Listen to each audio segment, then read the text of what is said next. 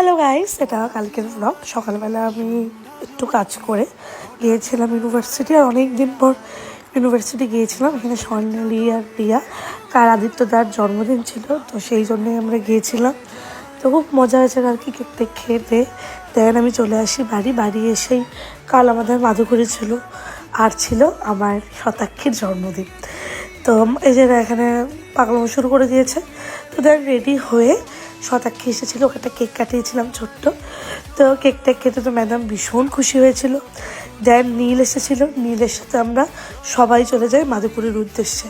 কালকে মাধুপুরীতে প্রচণ্ড আনন্দ হয়েছে, প্রচণ্ড, মানে কি বলবো, নাচ গান। কালকে আমাকে ওরা ধরে জোর করে নেচেছে।